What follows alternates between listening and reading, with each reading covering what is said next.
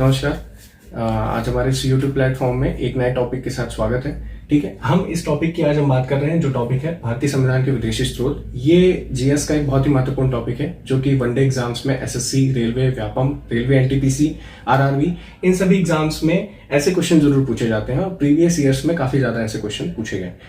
विदेशी स्रोत का मतलब ये होता है कि हमारे भारतीय संविधान को बनाने के लिए जो भी अच्छे अच्छे प्रावधान हैं, ठीक है, जो बड़े बड़े प्रावधान लिए गए हैं, जो बड़े बड़े चेंजेस हैं, उनको हमने विदेशी स्रोत मतलब अलग अलग देशों के संविधान से कुछ छोटी छोटी बातें हैं जिनको हमने वहां से उठाया है और अपने संविधान में उसको स्थापित किया है, जिससे हमारा संविधान काफी बड़ा और व्यापक बना।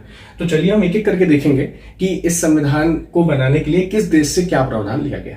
सबसे पहले अगर मैं बात करूं तो हम देखेंगे यूएसए। अब आप देखोगे यूएसए से क्या क्या लिया गया है। ठीक है, तो यूएसए से जो सबसे इंपॉर्टेंट चीज ली गई है वह है मौलिक अधिकार। ठीक है, मौलिक अधिकार की अगर मैं बात करूं तो एक गरिमापूर्ण जीवन जीने के लिए मौलिक अधिकार बहुत ही इंपॉर्टेंट होते हैं और मौलिक अधिकार जो है वो यूएसए के संविधान से लिया गया है। मौलिक अधिकार जो है अनुच्छेद 12 से 35 में आपको देखने को मिल जाता है, जो कि संविधान के भाग 3 में है। ठीक है, नेक्स्ट अगर मैं बात करूं तो महाभियोग की प्रक्रिया।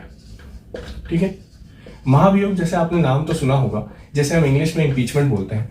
महाभियोग की प्रक्रिया ऐसी प्रक्रिया होती है जिसमें जो हमारे देश के बड़े पद पर सम्मानित है, ठीक है, और बड़े पद पर अभी फिलहाल जो काम कर रहे हैं, ठीक है, उनको अगर हम देखें तो हटाने का एक प्रोसेस होता है। ठीक है, जैसे हम देखें कि महाभियोग की प्रक्रिया में आपने सुना होगा कि राष्ट्रपति को महाभियोग की प्रक्रिया द्वारा हटाया जाता है। ठीक है, बिल्कुल सही है, महाभियोग की प्रक्रिया द्वारा ही हटाया जाता है, जिसमें आपके सुप्रीम कोर्ट के चीफ जस्टिस हैं, राष्ट्रपति है, तो इसके लिए हम महाभियोग की प्रक्रिया का प्रयोग करते हैं।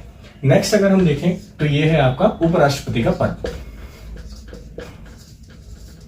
ठीक है, उपराष्ट्रपति का पद आप जानते हैं कि संविधान में पहले वर्णित नहीं था हमारे यहाँ पे। ठीक है, हमने इसको अमेरिका के संविधान से लिया है, क्योंकि अमेरिका के संविधान में पहले से ही उपराष्ट्रपति का पद वर्णित है। उपराष्ट्रपति को अगर हम देखें तो राष्ट्रपति का कार्यभार जो है संभालने के लिए और उसकी सहायता के लिए एक उपराष्ट्रपति हमारे यहाँ होता है, जो कि राज्यसभा का पदेन सभापति होता है। राज्यसभा जैसे कि जानते हैं कि हमारे यहाँ अपर हाउस कहलाती है। ठीक है, उच्च सदन होता है जिसका वो पदेन सभापति होता है। ठीक है, नेक्स्ट अगर हम देखें तो यहाँ बात करते हैं आयरलैंड। ठीक है, जिसे हम आयरिश संविधान भी बोलते हैं। तो आयरलैंड जो आयरिश संविधान है, वहां से क्या क्या चीजें ली गई हैं हम ये देखेंगे। आयरलैंड के संविधान से सबसे पहले तो हम देखेंगे डीपीएसपी। ठीक है, इसका नाम आपने बहुत सुना होगा, directive principle of state policy, जिसको हम बोलते हैं राज्य के नीति निर्देशक तत्व। ठीक है, एक राज्य को गरिमापूर्ण जीवन जीने के लिए और उसका एक स्थायित्व बनाए रखने के लिए राज्य के नीति निर्देशक तत्व बहुत इंपॉर्टेंट है और लोक कल्याण के लिए, ठीक है, बहुत ही ज्यादा महत्वपूर्ण होते हैं। तो डीपीएसपी जो है आयरलैंड के संविधान से लिया गया है। ठीक है, जो कि बहुत इंपॉर्टेंट है। ये आपको अनुच्छेद 36 से, ठीक है, 51 और भाग 4, संविधान के भाग 4 में ये पूरी तरीके से वर्णित है। ठीक है, हम ये देखेंगे। सेकंड अगर मैं यहाँ पे बात करूं तो राज्यसभा में जो सदस्यों का मनोनयन होता है,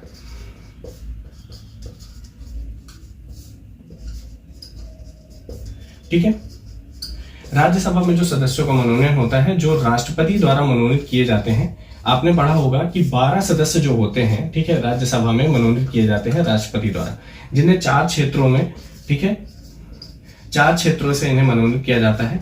ये 4 क्षेत्र कौन कौन से हैं? साहित्य, कला, विज्ञान और समाज सेवा। ये बहुत ही इंपॉर्टेंट प्रोविजन है, ये हर बार एग्जाम में पूछा जाता है। जैसे कि आप देखोगे कि जो 12 सदस्य हैं राज्यसभा में मनोनीत करने के लिए और राष्ट्रपति द्वारा मनोनीत किए जाते हैं, और इन 4 क्षेत्रों से, ठीक है, साहित्य, कला, विज्ञान एवं समाज सेवा से इनको मनोनीत किया जाता है। ठीक है, अब नेक्स्ट मैं देखता हूं, इसको थोड़ा सा मिटाना पड़ेगा।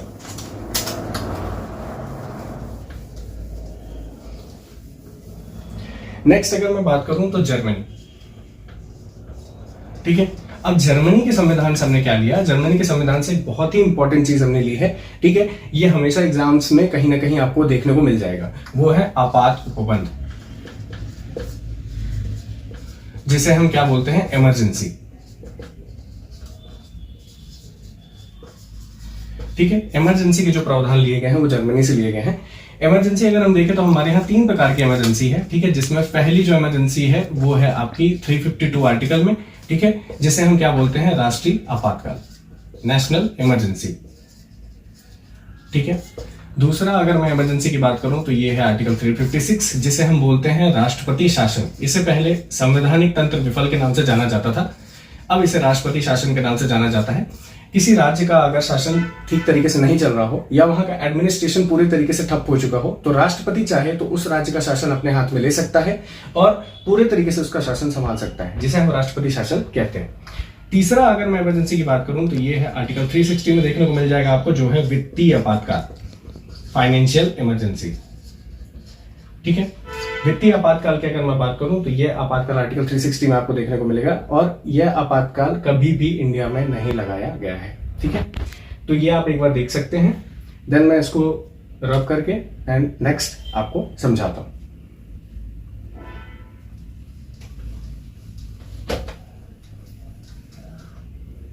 चलिए नेक्स्ट अगर हम देखेंगे तो हम देखेंगे यहां पे इंग्लैंड, जैसे हम बोलते हैं ब्रिटेन। ठीक है, अब ब्रिटेन के संविधान से बहुत महत्वपूर्ण बातें ली गई हैं जो कि हमारे यहाँ प्रॉपर तरीके से फॉलो हो रही है। ब्रिटेन से अगर हम देखेंगे तो यहाँ पे लिया गया है आपका संसदीय प्रणाली। ठीक है, जो आपके वर्तमान स्वरूप को देखने को मिल रही है।